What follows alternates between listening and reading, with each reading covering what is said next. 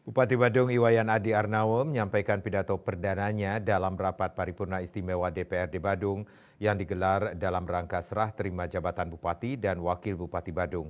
Kegiatan tersebut disaksikan oleh 42 anggota DPRD Kabupaten Badung beserta jajaran.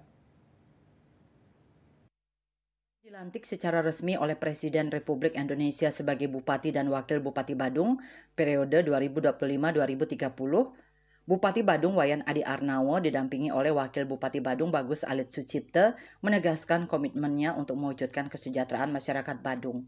Dalam pidatonya, ia menyampaikan visi dan misi kepemimpinannya yang berlandaskan nilai Nangun Satkerti Loka Bali. Visi tersebut dijabarkan ke dalam Sabta Kriya Adi Cipta, 7 misi utama yang akan menjadi arah kebijakan pemerintahan 5 tahun ke depan.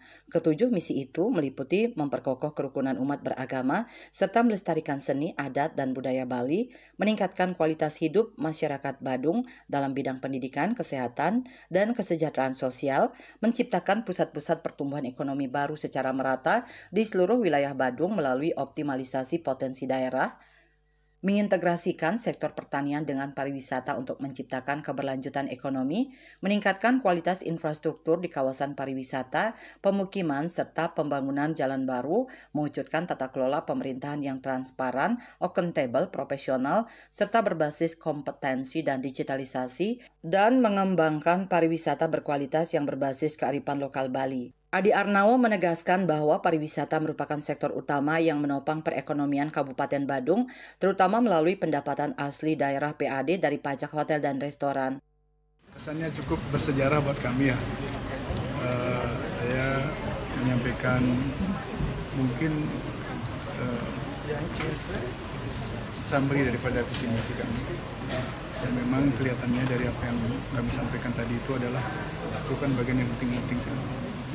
Kami yang urgent yang harus kami lakukan bersama seluruh jajaran baik DPRD maupun perangkat daerah di Badung.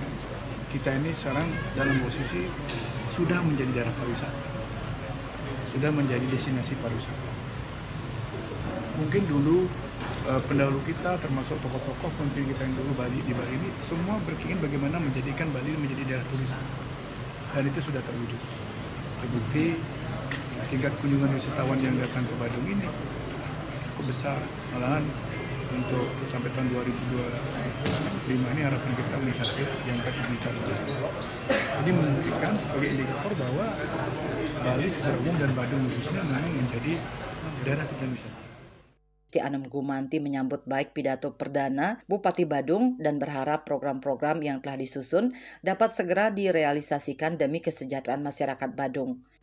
Saya kira hari ini merupakan sebuah tonggak pertama melaksanakan tugasnya, di mana di sini esensinya adalah penyampaian daripada program Bupati Badung periode 2025 sampai 2030 yaitu Pak Adi Arnawo bersama Bagus Alit Sucipte.